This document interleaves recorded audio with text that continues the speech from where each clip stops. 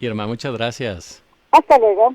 Hasta luego. Maestra Elena Poniatowska, un placer, un honor platicar con usted aquí en 97.7. Muy buenas tardes, ¿cómo está?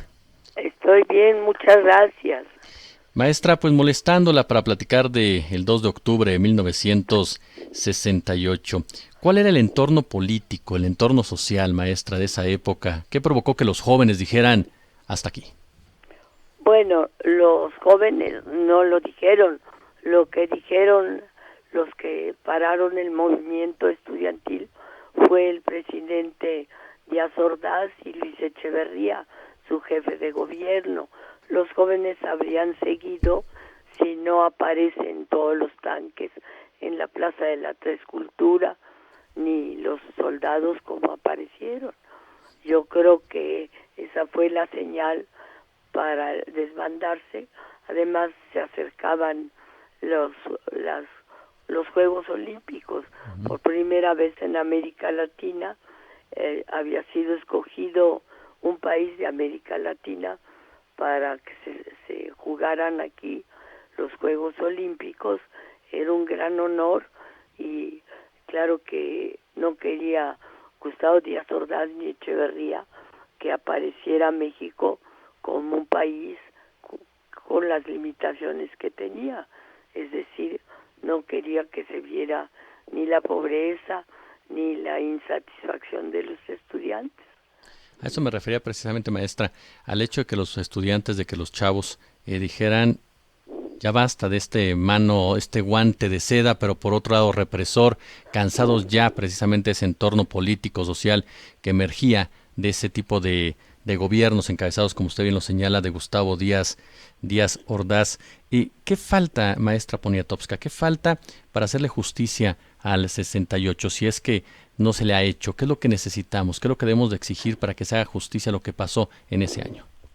Bueno, ya hay una estela que mandó a hacer Raúl Álvarez Garín, que está ahí en la Plaza de las Tres Culturas, en Tlatelolco, y ya ve usted que cada 2 de octubre Uh-huh. hay una marcha muy grande de jóvenes o de los que quieran participar. Muchos de ellos no saben a veces siquiera qué pasó el 2 de octubre, pero participan. Es una gran manifestación estudiantil y popular que sigue a través de los años y se puede considerar, si usted quiere, como un recuerdo de los que murieron el 2 de octubre en la Plaza de las Tres Culturas. ¿Se entiende el México actual sin el 68, maestra? Creo que el 68, 1968 fue un ábrete sésamo, además de un parteaguas antes y después de Tlatelolco, porque a raíz del movimiento cambiaron ciertas cosas en México.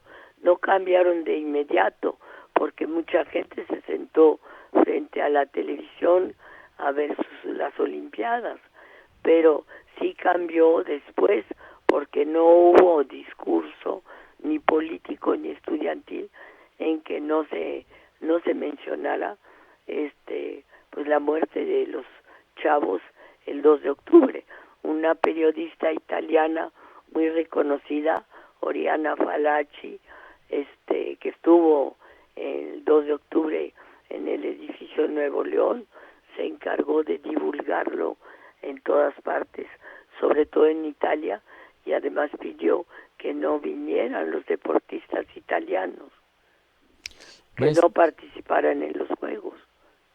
maestra, ¿qué influyó más? ¿El entorno internacional, lo que había pasado en Checoslovaquia, lo que estaba pasando en Europa, o de plano lo que pasaba ya en nuestro país? Yo creo que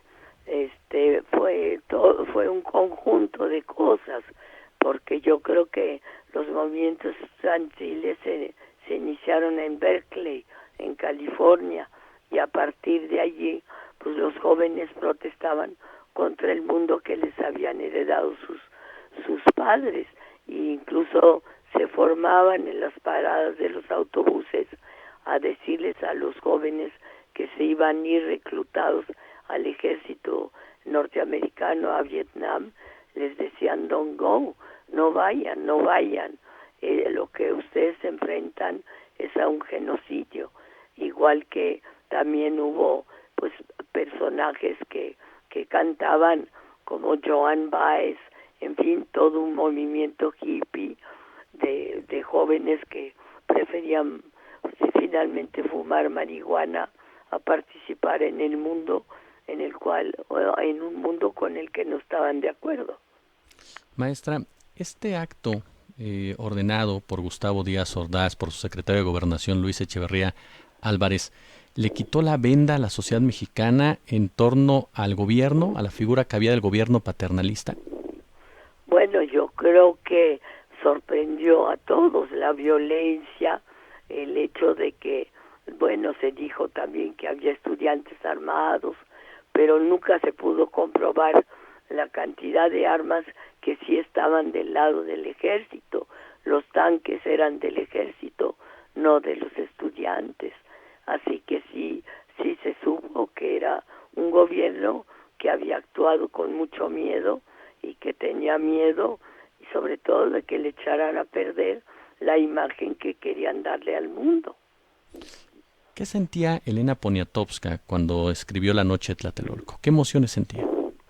Bueno, sentía un gran respeto por los estudiantes, los fui a ver en muchas ocasiones al Palacio Negro de Lecumberri, también fui a ver a las mujeres, a la Tita, a la Nacha, a Adelita Castillejos, a la cárcel de mujeres, y veía que eran de una gran entereza.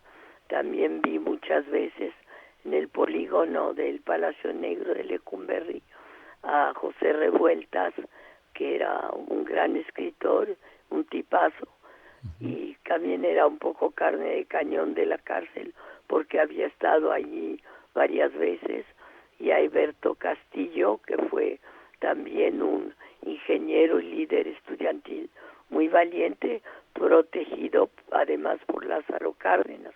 En fin, eran muchos. Maestra Elena Poniatowska, de verdad, como siempre, es un honor, es un placer para su servidor platicar con usted, escucharla, sobre todo hablar de este tema que en definitiva marcó la historia de nuestro país. Muchísimas gracias. Gracias, hasta pronto, maestra. Hasta pronto. Elena Poniatowska, una de las grandes plumas de nuestro país.